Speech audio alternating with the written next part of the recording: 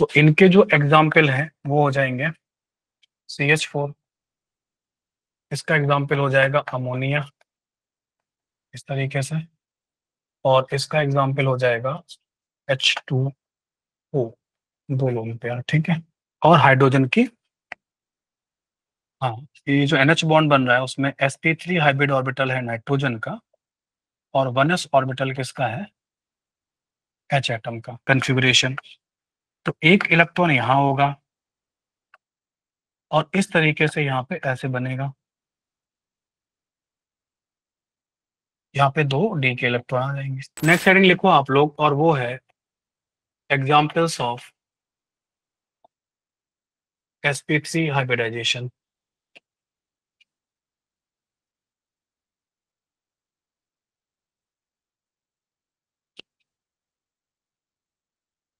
Examples of sp3 hybridization, ठीक है।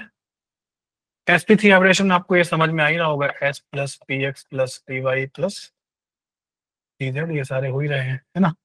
यहाँ पे स्टेरिक नंबर कितना होगा, स्टेरिक नंबर 4 हो जाएगा।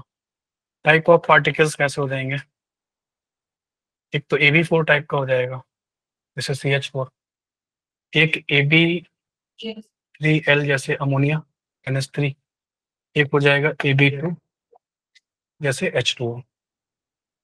तो इनके जो एग्जाम्पल हैं वो हो जाएंगे CH4, इसका एग्जाम्पल हो जाएगा अमोनिया इस तरीके से, और इसका एग्जाम्पल हो जाएगा H2O, दो लोन पेयर, ठीक है। अगर हम ज्योमेट्री की बात करेंगे तो ज्योमेट्री यहाँ पे टेट्राहेड्रल होगा,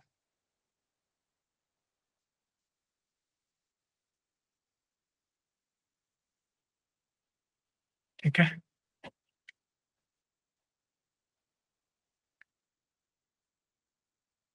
ये टेट्राहेड्रल होगा, ठीक है। ज्योमेट्री सबका टेट्राहेड्रल होगा।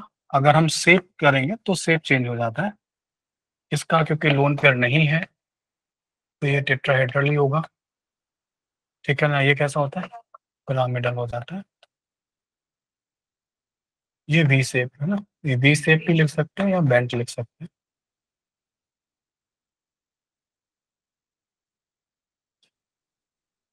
Now we can discuss the bond angle. Bond angle 109 degree 28 minute, और यहाँ पे 10 और 104 डिग्री तरीके से होगा, है ना।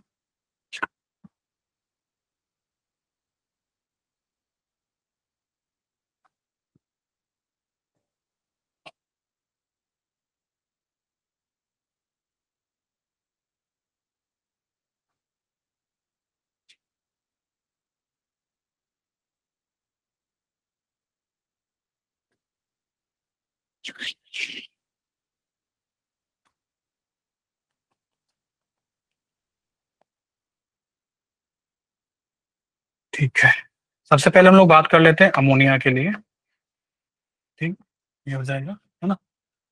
अमोनिया में यहाँ पर नाइट्रोजन की अगर बात करते हैं तो नाइट्रोजन 2s2 और OP3 होता है।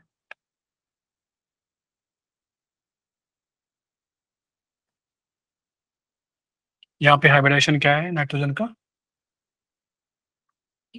sp3 है, तो एक S का और 3 P के मिलाओगे तो sp3 हाइब्रिडेशन होगा।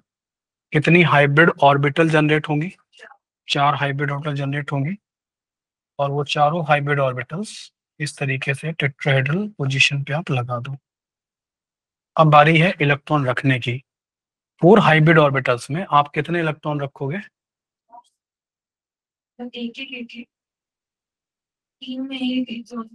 हाँ 5 है टोटल आपके पास, तो ऑर्बिटल लेकिन 4 है, तो आपको एक ऑर्बिटल में तो क्या करना पड़ेगा, 2 इलेक्ट्रॉन रखने पड़ेंगे, और बाकी सब में आप एक एक रख सकते हो, ठीक है। ये ऑर्बिटल का नाम क्या है, sp3 hybrid orbital, sp3 hybrid orbital, sp3 hybrid orbital, sp3 hybrid orbital. उसके बाद जो H एटम आएगा वो H एटम क्या करेगा, वो H एटम आके यहाँ पर आके ओवरलैप कर जाएगा ऐसे, ये इसकी H एटम की s ऑर्बिटल है, यहाँ पे H एटम आके ओवरलैप कर जाएगा, ये इसकी s ऑर्बिटल है, यहाँ पे H एटम आके ओवरलैप कर जाएगा, ये उसकी s ऑर्बिटल है। तो जो NH बॉन्ड बन रहा है ना अमोनिया में, जो NH बॉन्ड का फॉर्मेशन है वो कैसे हो रहा है, बात समझ में आ रहा है? NH बॉन्ड का फॉर्मेशन हो रहा है नाइट्रोजन की sp3 ऑर्बिटल और हाइड्रोजन की, हाँ, ये जो NH बॉन्ड बन रहा है उसमें sp3 हाइब्रिड ऑर्बिटल है नाइट्रोजन का, और 1s ऑर्बिटल किसका है, H एटम का, ठीक है। और लोन पेयर कहाँ पर है, हाँ, लोन पेयर जो है ना वो sp3 हाइब्रिड ऑर्बिटल में हो, ये डिफरेंस है।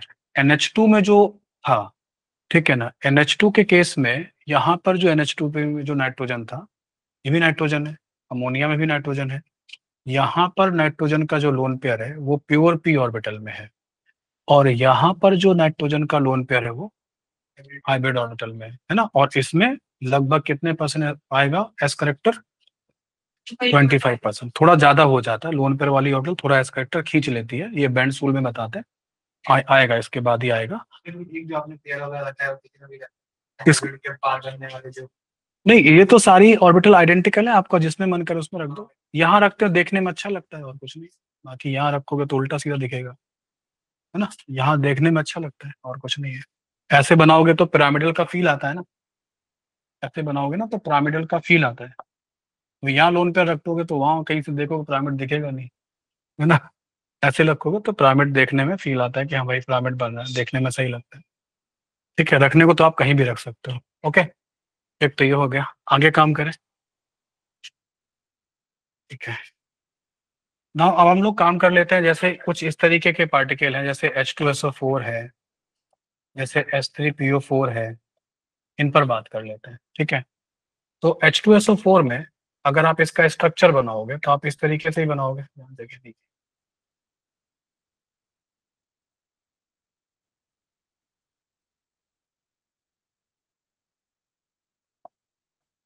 तो पहले हम लोग डिस्कस कर लेते हैं H2SO4 के बारे में, फिर वो कर लेंगे।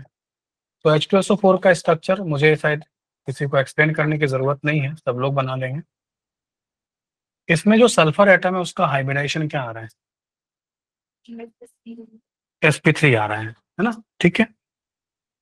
और सल्फर का जो कॉन्फ़िगरेशन होता है वो क्या होता है, 3s2 3s2 3p4 और थर्ड पीरियड का एलिमेंट है। तो थर्ड पीरियड के एलिमेंट जब sp3 हाइब्रिडाइजेशन देते हैं और सेकंड पीरियड के एलिमेंट जब sp3 हाइब्रिडेशन देते हैं, थोड़ा डिफरेंट आता है, डिफरेंस आ जाता है। क्या डिफरेंस आता है समझिए, अगर सेकंड पीरियड का एलिमेंट sp3 हाइब्रिडेशन देगा तो पाई बॉन्ड नहीं बनेगा। सेकंड पीरियड का एलिमेंट अगर sp3 हाइब्रिडेशन देगा तो पाई बॉन्ड नहीं बनेगा, क्यों, पाई बॉन्ड बनाने के लिए कैसी ऑर्बिटल चाहिए थी, वैकेंट प्योर ऑर्बिटल चाहिए थी, जिसमें वो अनहाइब्रिडाइज चाहिए थी, लेकिन उसने s भी यूज कर ली और तीनों p यूज कर ली, तीन p ही होते हैं, तीनों यूज कर चुका है, तो पाई बॉन्ड नहीं बनेगा। लेकिन अगर थर्ड पीरियड का एलिमेंट या उसके बाद वाला एलिमेंट अगर sp3 हाइब्रिडेशन दे रहा है और पाई बॉन्ड भी बन रहा है उसके स्ट्रक्चर में, जैसे आप यहाँ पे सल्फर का हाइब्रिडेशन क्या है देखो, सल्फर का हाइब्रिडेशन यहाँ sp3 है, काउंट करो, 1 सिग्मा, 2 सिग्मा, 3 सिग्मा और 4 सिग्मा, लोन पेयर नहीं है। सल्फर sp3 हाइब्रिडेशन दे भी रहा है, साथ में पाई बॉन्ड बना भी रहा है, तो पाई बॉन्ड कैसे बन रहा है जबकि इसने पी तो क्या कर लिया है, पी का क्या कर लिया है, हाइब्रिडाइजेशन में पार्टिसिपेट करा लिए हैं, तो पी ऑर्बिटल से तो पाई बॉन्ड अब नहीं बनेगा, तो फिर किससे बनेगा, डी से बन जाएगा।